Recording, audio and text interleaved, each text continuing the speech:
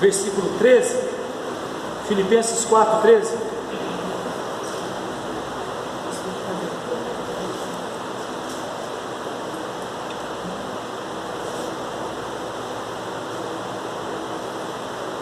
Filipenses 4:13.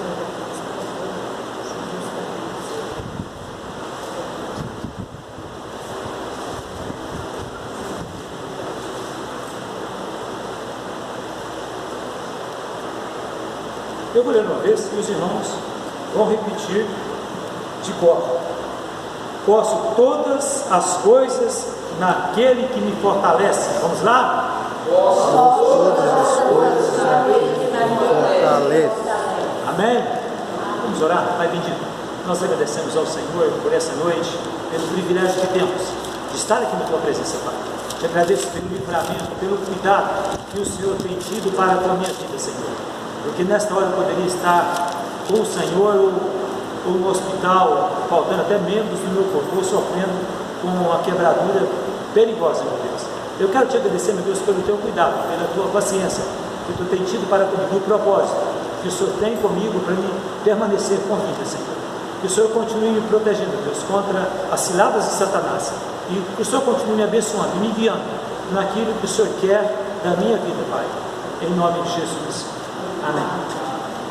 Eu fico pensando aqui, irmãos, o apóstolo Paulo, ele preso, e escrevendo um versículo desse. O que levou ele a escrever um versículo desse?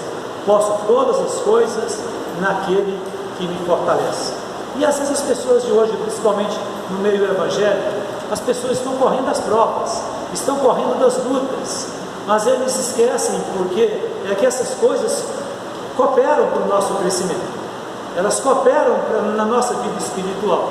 E nós precisamos de aprender a passar pelas adversidades, por aquilo que acontece nas nossas vidas. Precisamos de aprender, precisamos de entender. Às vezes você não consegue entender, mas é necessário que a gente lance, a nossa preocupação. Aquilo que a gente não entende, a gente coloca nos braços do Senhor, que no determinado tempo Ele revela para a gente, Ele mostra para a gente, e a gente vai entender que foi bom a gente ter passado por aquelas circunstâncias. No versículo 1, o apóstolo Paulo, ele começa dizendo: portanto, meus amados e queridos irmãos, muita alegria e coroa estáis firmes no Senhor, amados. Versículo 4: regozijai-vos sempre no Senhor. Outras vezes vos digo, regozijai-vos. Então aqui o apóstolo Paulo, ele começa mostrando a alegria que ele tinha de poder estar vendo os filipenses firme na presença da igreja do Senhor. A igreja de Filipe trilhando na presença do Senhor. Enquanto ele estava preso, ele vê o fruto do trabalho dele, da pregação do Evangelho, do cuidado para com a igreja.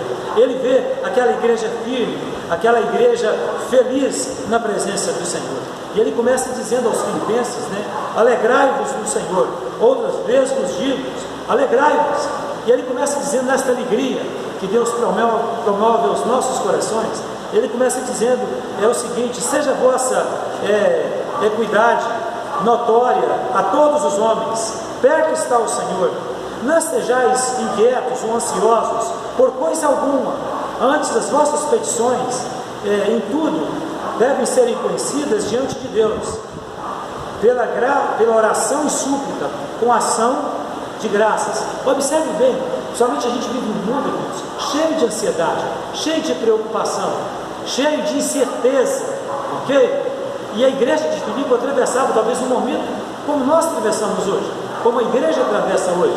E observe bem que o apóstolo Paulo, ele começa a mostrar para eles a questão, mostrando que o nosso comportamento, a nossa vida, o nosso testemunho diante dos homens devem ser notados.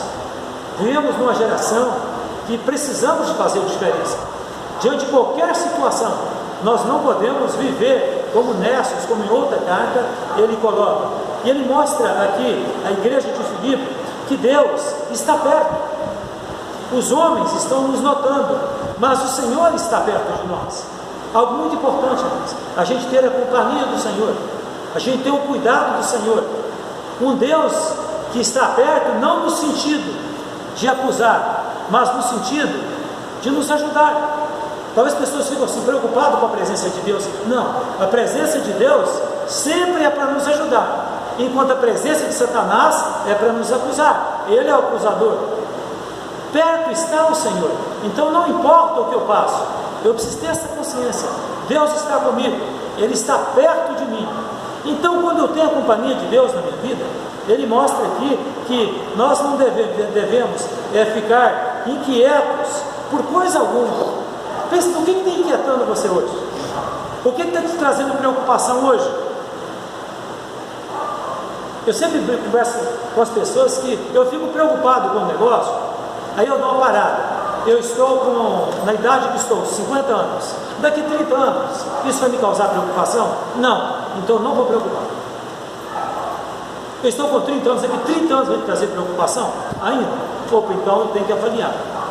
Mas se uma coisa, essas coisas passageiras, não devemos ficar preocupados com elas. Mas as coisas que refletem na eternidade, você deve preocupar. Porque tem coisas, irmãos, que escapa da mão da gente, sem você perceber, e nunca mais se torna. Então, com isso aí, você deve preocupar. Observa bem que o apóstolo Paulo diz que não devemos ficar inquietos por coisa alguma. Nós devemos, em nossas petições, nós devemos colocar sempre diante de quem? Diante de Deus. Você tem alguma coisa que te preocupa? A primeira coisa, o apóstolo Pedro mesmo diz lá, em 1 Pedro 5,7. O que a gente tem que fazer com a nossa ansiedade? Nós temos que lançar sobre quem?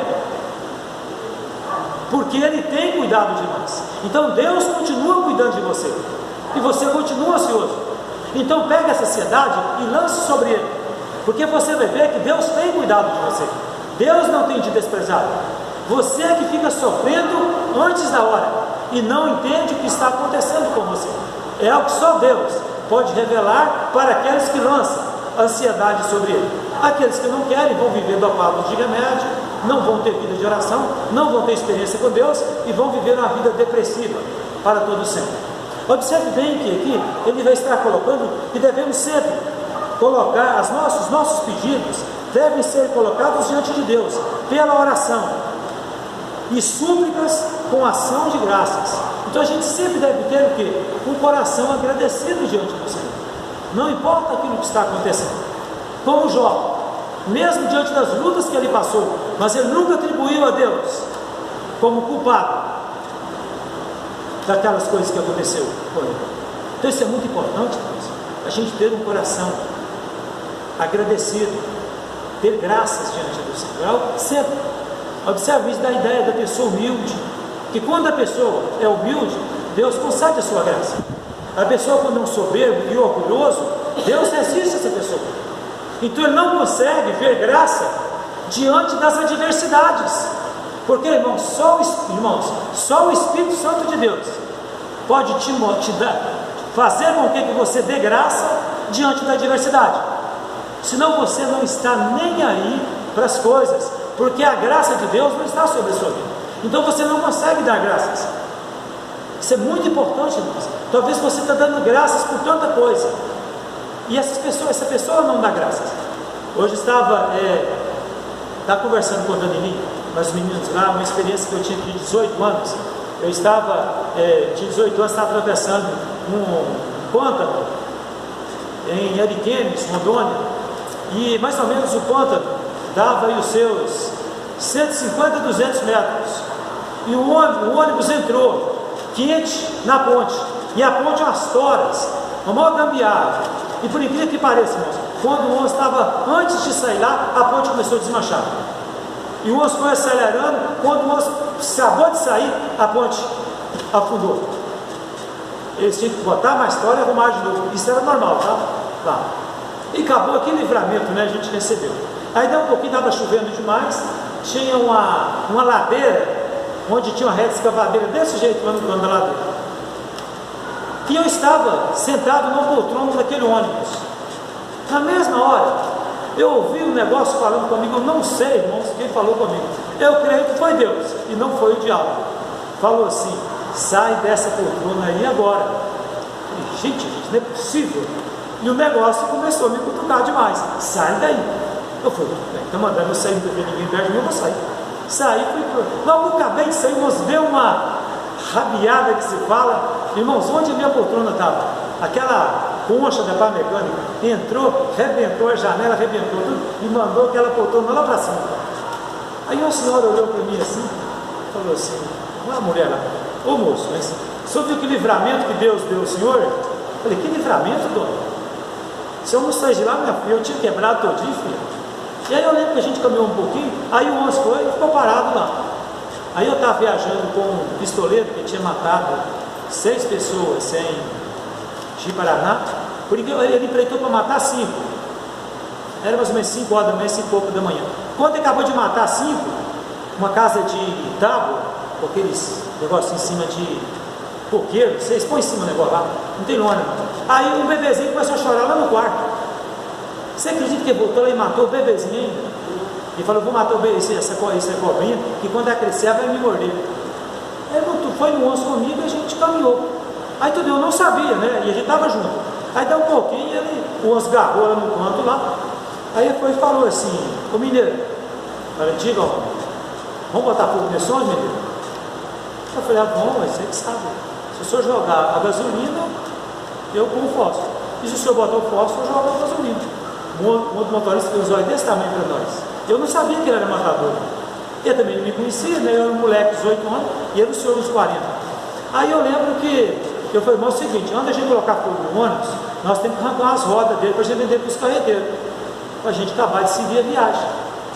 Aí o moço ficou mais doido ainda. Falei assim, pode arrumar, vamos botar fogo. Antes de botar, vamos arrancar as rodas dele. Gente, o ônibus pulou, uma saiu daquele ônibus, o motorista saiu daquele ônibus, foi lá não sei aonde, buscou uma... Porque ele falou que não tinha jeito, né? Que a gente tinha que descer no barro e caminhar mais ou menos uns 15 quilômetros a pé.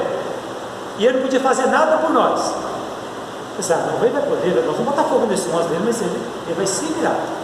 Ou você tinha que buscou lá um trator, o trator arrancou umas numa boa, tirou da lama, e nós caminhamos, ficou bonzinho depois daquela hora que ele viu que teve aquela pressão. Mas eu fico vendo assim, irmãos, quando a gente está no mundo, a gente não conhece o Senhor, e a gente não consegue ver o cuidado de Deus. Então assim, eu não assusto hoje, irmãos. Talvez você está orando para o ímpio e dando graças a Deus. Irmãos, se essa pessoa não tiver a graça de Deus, ele não está nem aí. Deus curando, se Deus curar, beleza, ele vai ser melhorado mesmo. E se ele não for curado e sofrer muito tempo, parece que Deus que é culpado do problema dele. Sabia disso? Por causa disso, você vai achar muitas pessoas por aí que foram curadas e eles não estão nem aí para Deus. Sabia disso? Então, irmãos, algo muito importante: ter um coração agradecido diante do Senhor. E o negócio, irmãos, que Deus conhece o seu coração. Porque, irmãos, eu tenho encontrado muitas pessoas, irmãos, eles estão revoltados com Deus. Sabia disso? Estão revoltados, irmãos. Pessoas que não alcançaram os seus sonhos, sempre Deus é culpado no negócio. E quando ele vê pessoas que alcançou, ele fica mais nervoso ainda. Então aqui o apóstolo Paulo diz que nós devemos apresentar, quando nós ficamos inquietos, começou a inquietude no nosso coração, que é um perigo, irmãos. Pessoas que ficam inquietas, preocupações, noites de sono, preocupado com isso, preocupado com aquilo, isso não é normal, irmãos. Então quando isso acontecer com você, primeira coisa, dobre seus joelhos, coloque diante de Deus, lance sobre o Senhor. E algo importante, tenha humildade.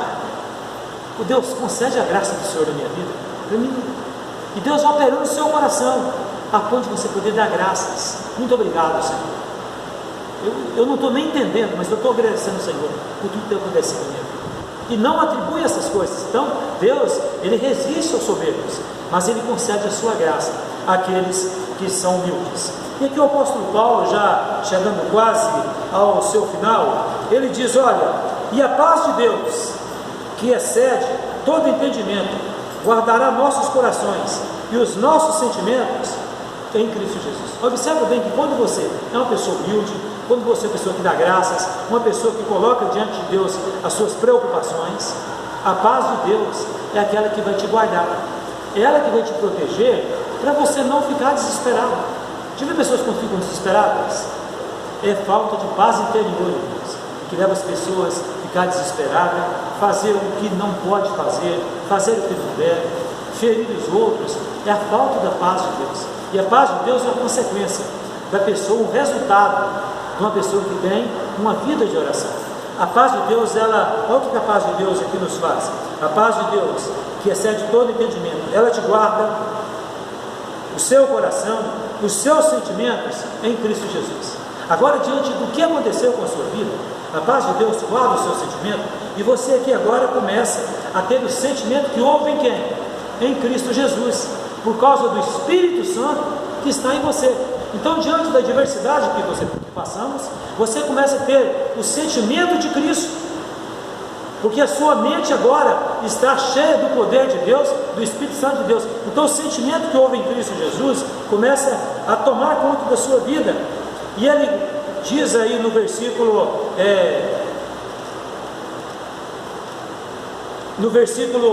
10: ora, muito me regozijei no Senhor, por finalmente reviver as vossas lembranças de mim, pois em vós tinhais lembrado, mas não tinhais esta oportunidade.